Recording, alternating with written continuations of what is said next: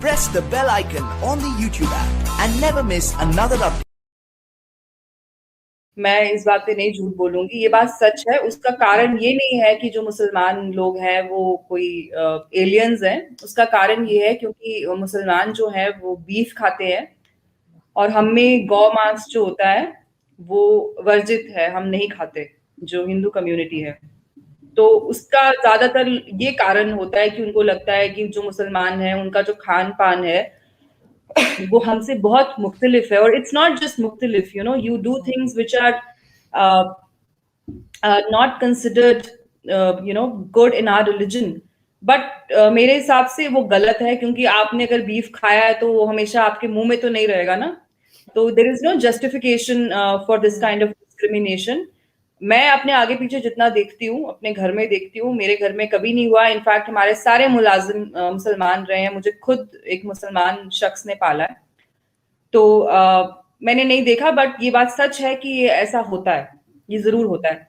बाकी आपने बात की कि शाहीन बाग में आपका क्वेश्चन था कि टू नेशन थ्योरी को अगर नहीं मानते, तो आप ये किसके हवाले से पूछ रही हैं कि हिंदू नहीं मानते तो या मुसलमान नहीं मानते? नहीं, अगर हम टू नेशन थ्योरी को छोड़ भी दें कुछ देर के लिए, जो हम अक्सर कहते भी हैं कि नहीं, कोई टू नेशन थ्योरी वाली बात नहीं थी, हिंदू मुस्लिम्स आपस में आराम से रह सकते थे, तो अब ये झगड़ा हम क्यों देखते हैं? अब हम ये क्यों सुनते हैं कि हम 4 पाकिस्तान बना देंगे? ये बात अब मुस्लिम्स क्यों करते हैं? तो आरजू, इसमें आपको क्यों हैरानी हो रही है? क्योंकि उस टाइम भी पाकिस्तान तो मुसलमानों ने ही बनाया था ना, हिंदुओं ने तो नहीं बोला था कि हम इनके साथ नहीं रह सकते। उस टाइम भी ये पॉइंट ऑफ व्यू मुस्लिम्स का ही था, आज भी ये पॉइंट ऑफ व्यू मुस्लिम्स का ही है। तो it is a problem with a community, it is not a problem with the nationality. हम उस समय भी यही मानते थे कि हिंदू और मुसलमान साथ में रह सकता है, हम आज भी यही मानते हैं, क्योंकि हमने सबूत देखा है ना। मैं आपको 2 सबूत बता देती हूँ। अगर two nation theory was really valid, Bangladesh wouldn't be a separate nation today, right? And Pakistani बार बार ये कहते हैं कि भारत जिम्मेदार है बांग्लादेश को अलग करने का। अगर आरजू हमारी सच में कोई ऐसी नियत होती या मंशा होती कि हम इनको पाकिस्तान के 2 टुकड़े कर दें, तो हमारा कुछ फायदा तो होना चाहिए ना। हम अपनी फौज को क्यों मरवाएं? दिक्कत ये हो रही थी कि हमारे यहाँ millions and millions of Bengali Muslims were coming here as refugees, and we tried a lot to speak to Pakistan and address this concern, but they were not ready to listen to the Bengali concerns. वो उन पे उर्दू थोप रहे थे, उनके साथ अच्छा behaviour नहीं था। और अगर इंडिया का कोई अपना पर्सनल मोटिव होता तो आज बांग्लादेश हमारा हिस्सा होता ना, हम उसको फिर से अपने साथ मिला सकते थे। जब आप किसी की लिबरेशन में मदद करते हैं तो आपका उनके ऊपर एक होल्ड तो होता है ना, ये तो आप मानती हैं। आज हमारे, आप देख लें, बांग्लादेश के साथ कितने अच्छे ताल्लुकात हैं। इनफैक्ट पाकिस्तान के अच्छे ताल्लुकात आज तक नहीं बन पाए, क्योंकि बांग्लादेश को तो इनफैक्ट यूएन ने रिसेंटली बांग्लादेश को ये एक रिटन में ऑब्जर्वेशन दी है, they have given a pat, they have said कि because Bangladesh has been able to preserve its liberal Bengali values and has not been seeing everything through the prism of religion, it is able to grow so exponentially. Doesn't Pakistan see a lesson here? They were a part of you, and वहां पे ज्यादा गरीबी थी। वहां मतलब जो waste Pakistan में तो उतनी कोई गरीबी नहीं थी।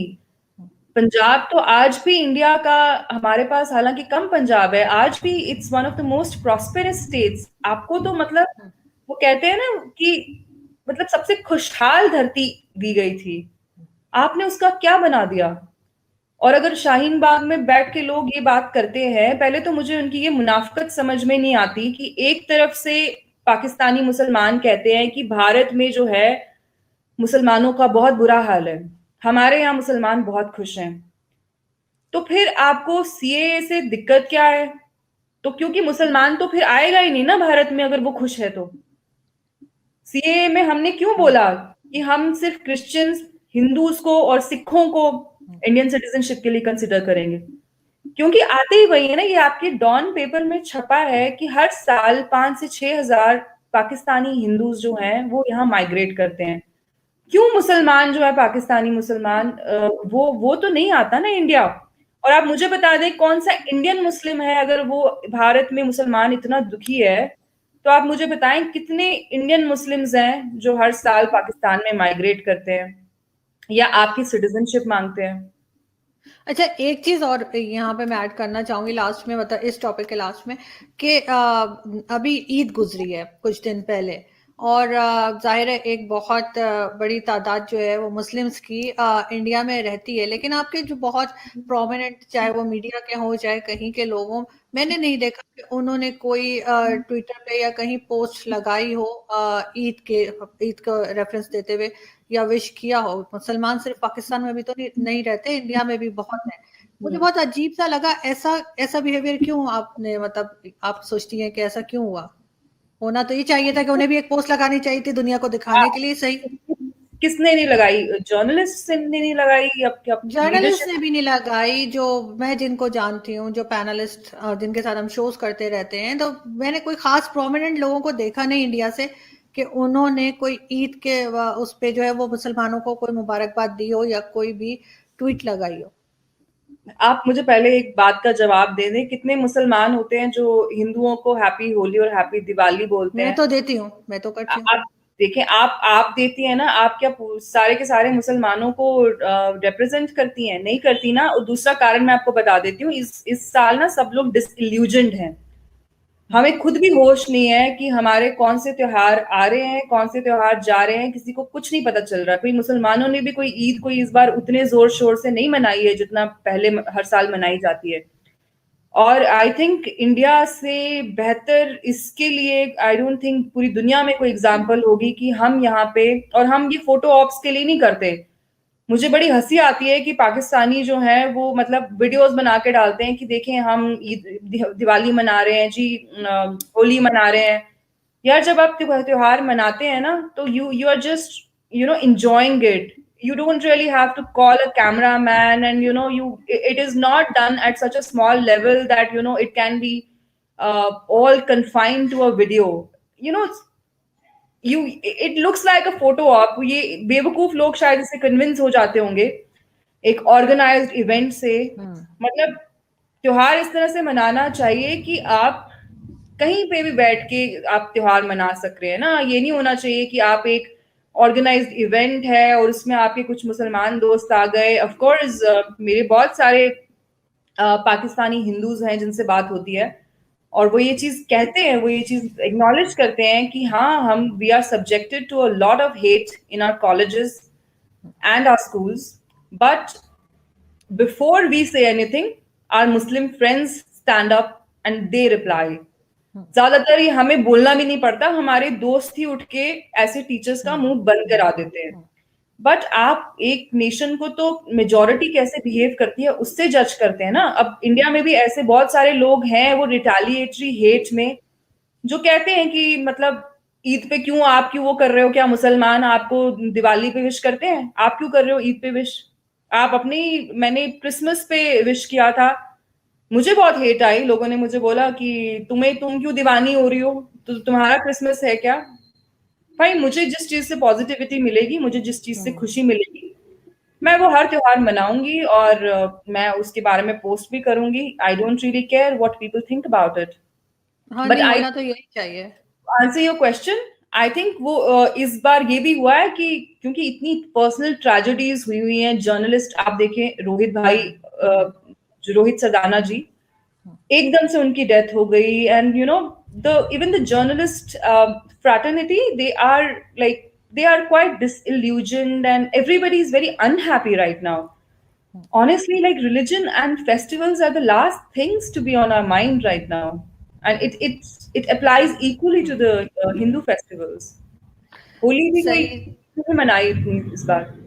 चले, लेट्स सी नेक्स्ट ईयर, देखते हैं। अभी तो आपकी बात जो आप कर रही हैं मैं उससे एग्री कर लेती हूँ, लेकिन फिर भी देखते हैं कि नेक्स्ट ईयर क्या होता है। बट मुझे लगा कि शायद इतनी इम्पोर्टेंस नहीं दे रहे, इस वजह से नहीं किया।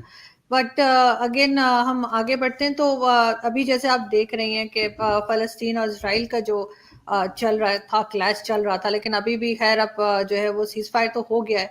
लेकिन इस सब को आप कैसे देखती हैं? आपको लगता है कि इसमें जो इंडियंस हैं वो कुछ डिवाइड हुए में हैं, आधे जो हैं वो इसराइल को फेवर कर रहे हैं और बाकी जो हैं वो हमास के या फलस्तीन के साथ हैं? देखें, इजराइल के साथ हमारी एक एज अ नेशन तो ताल्लुकात है ही है ना, ये तो जग जाहिर है। राइट। और I think like I said कि most Indians they are Indian nationals first. At least this is how the Hindu community sees it, and I think this is a global phenomenon. Except for Muslims, everybody thinks like this. वो जहाँ के national होते हैं, वो अपने देश के हित को ही सबसे आगे रखते हैं. इसराइल से हमारे बहुत पुराने ताल्लुकात हैं, और वो कोई जो ताल्लुकात हैं वो कोई ऐसे ही सुपरफिशियल नहीं है. It's a time tested relationship. जब हमारे साथ कोई भी नहीं था, तब हमारे साथ इसराइल था. कारगिल वॉर में भी it's well documented fact.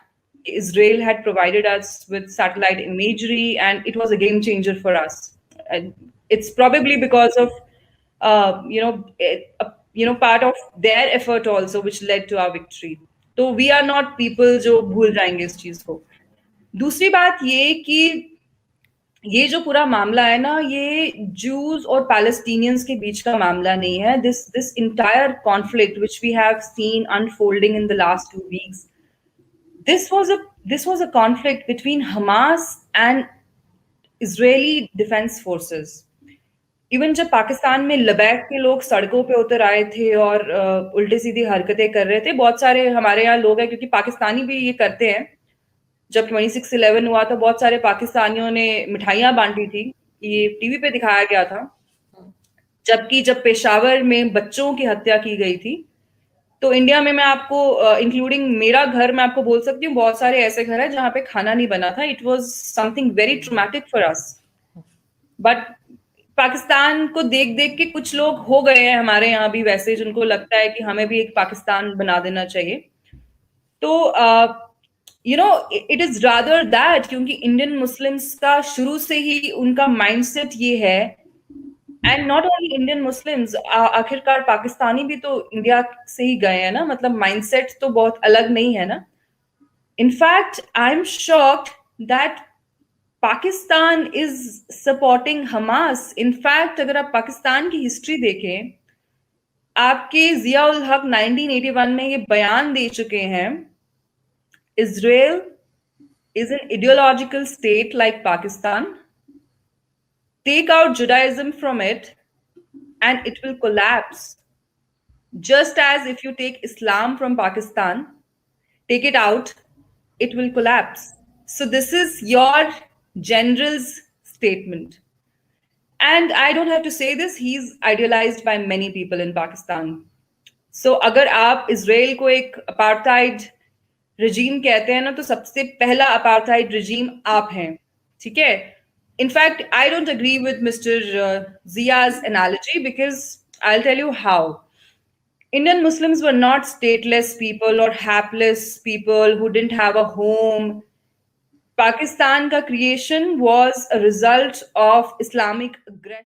Video आपको काफ़ी पसंद आई होगी. हमारे साथ जुड़ने के लिए चैनल को सब्सक्राइब कर दें एंड बेल का बटन ज़रूर प्रेस कर दें, ताकि आपको ऐसी मज़ेदार और इन्फॉर्मेटिव वीडियोज़ का अपडेट मिलता रहे. जय हिंद, जय भारत.